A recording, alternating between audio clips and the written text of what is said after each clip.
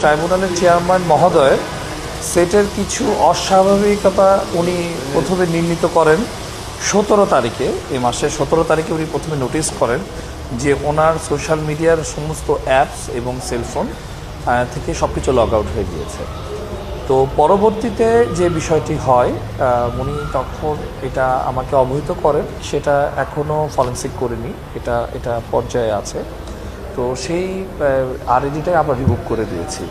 In between owner WhatsApp এবং Facebook, যেটা সেই হোয়াটসঅ্যাপ এবং ফেসবুকটি আমরা মেটার কাছে অফিসিয়ালি আমরা মেল করেছি। এই সংশ্লিষ্ট বিষয়ে এটা জিডি হয়েছে এবং বিটিআরসি চেয়ারম্যান মহোদয়ের কাছে এবং স্বরাষ্ট্র ও সুরক্ষা বিভাগ এবং তৎসংশ্লিষ্ট তথ্য মন্ত্রণালয় সকলকে অবহিত করে একটা চিঠি গতকাল বিকেলে প্রেরিত হয়েছে এই বিষয়ে আগামী 7 কর্মদিবসের মধ্যে ব্যবস্থা গ্রহণে।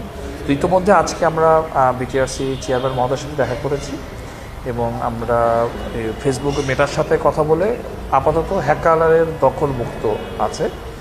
মেটা পর্যায়ক্রমে স্যারের আইডেন্টিফিকেশনগুলো সুনির্দিষ্টভাবে জানার পর হয়তো রিসেটিংটা দেবে এবং উনি স্বাভাবিকভাবে আগের মতো ব্যবহার করতে পারবেন। দেখুন, ক্ষতিকর কোনো কিছু ছড়িয়ে পড়ার কোনো খবর আমরা এখনও পর্যন্ত পাইনি এবং কেউ দাবিও করেনি। আমরা সাধারণত ন্যাচারালি দেখি এইগুলো অ্যাক্সেস নেওয়ার পর উল্টোপাল্টা স্ট্যাটাস কিংবা বিকাশে টাকা চাই বা বিপদে আছে এরকম ধরনের বিষয়গুলো আসে। আমরা ফেসবুকের কাছে যে ধরনের তথ্য চেয়েছি এই তথ্যটি আমার মনে হয় আমরা পুরোপুরি ওরা তথ্যটি 1 সপ্তাহের মধ্যে দিয়ে দিলে পরে কে কারা করেছে এই বিষয়ে পূর্ণাঙ্গ তথ্য আপনাদেরকে প্রেরণ করতে পারবো। কারণ যারা আনঅথরাইজড অ্যাক্সেস নেওয়ার চেষ্টা করেছে বা অ্যাক্সেস নিয়েছেন তাদের আইপি অ্যাড্রেস, ডিভাইস ডিটেলসটা মেটার কাছে আসে। আমরা সেই তথ্যগুলো চাওয়ার জন্য ইতিমধ্যে আজকে আমরা লিগ্যাল স্টেপস নিয়েছি। আশা করি সেটা পেয়ে গেলে পরে আমরা এগুলো সদুত্তর দিতে পারবো অথেন্টিকেট ওয়েতে। না, আমরা মনে করি না এটা বিচার প্রক্রিয়া বাধা সৃষ্টি করবে। তবে হ্যাঁ, এটা তো একটা সাইবার আগ্রাসন ডেফিনেটলি, এবং আপনারা জানেন আমাদের ট্রাইব্যুনাল অত্যন্ত স্পর্শকাতর এবং দেশে এবং আন্তর্জাতিক অঙ্গনে এটা আমাদের রায়ের এবং আমাদের বিচার ব্যবস্থাপনা নিয়ে নানা রকম গবেষণা হচ্ছে এবং ফলো করা হচ্ছে। তো সব কিছু মিলে এটা একটা আমাদের বার্তা যে আমাদের সকলকে আসলে জাতীয় পর্যায়ে সাইবার নিরাপত্তা বিষয়টা অত্যন্ত গুরুত্বের সাথে দেখা উচিত এবং আমরা এখনো পর্যন্ত এই সাইবার হামলা হলে পরে কিভাবে এই বিষয়গুলো ব্যবস্থাপনা করব এবং এর পরিণতি কত সুদূর প্রসারী হতে পারে এই বিষয়গুলো আসলে সরকারের উচিত এখনই এটা নিয়ে কাজ করা। এবং আপনাদের একটি বিষয় বলতে চাই, আমরা বর্তমানে আমাদের আইনমন্ত্রী মহোদয়ের মাধ্যমে, স্বরাষ্ট্রমন্ত্রী মহোদয় এবং পররাষ্ট্র মন্ত্রণালয়ের মাধ্যমে ইতিমধ্যে আমরা একটা উদ্যোগ গ্রহণ করেছি।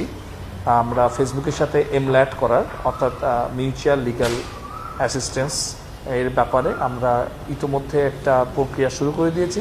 আশা করি আমরা ফেসবুকের ফেক আইডি বা হ্যাকিং সংশ্লিষ্ট বিষয়ে খুব স্বল্প সময় রাষ্ট্রীয় কাঠামোতে এটা সমাধান করা সম্ভব হবে। আমি তো অবশ্যই মনে করি এটা শুধুমাত্র ট্রাইব্যুনালের চেয়ারম্যান নয়, আমরা যারা প্রসিকিউটর আছি এবং অন্যান্য যারা বিচারপতি স্যারেরা আছেন, মহোদয় আছেন, মেম্বার 1, 2 আদার ট্রাইব্যুনাল, সকলকে একটু সতর্ক হওয়া প্রয়োজন। এবং সবচেয়ে বড় যে বিষয়টি, এরকম একটি ব্যাপার যে স্যার নির্ণয় করতে পেরেছেন, অনেকে কিন্তু বুঝতে পারবে না প্যারালাল যদি শ্যাডো অ্যাডমিন থাকে, এটিও একটি গুরুত্বপূর্ণ বিষয়। তো আমাদের এই জাতীয় বিষয়ে যেটি আমরা বাস্তবতার অর্থে দেখি, আমাদের বিচার বিভাগেরও কিন্তু একটা প্রশিক্ষণের বিষয় রয়েছে, যেহেতু আমাদের সাইবার মামলাগুলোতে আমাদের বিচার ব্যবস্থাপনা এবং পুলিশ আসলে এটা হ্যান্ডেল করবে। আমরা যদি হ্যাক হয়ে আমরা পুলিশের কাছে যাব, পুলিশ কিন্তু এটা কোর্টের কাছে যাবে। তো সুতরাং এই পারস্পরিক যে বিষয়টা, সেখানে আমাদের উচ্চতর আরও প্রশিক্ষণ এবং নিরাপত্তা এবং প্রতিটি দুর্ঘটনাকে আমলে এনে তদন্ত কমিটি গঠন করে তদন্ত করে এর মূল যারা দুর্বৃত্তায়নের পেছনে আছে তাদের আসল উদ্দেশ্য কী সেটা আসলে নির্ণয় করাটা খুব গুরুত্বপূর্ণ।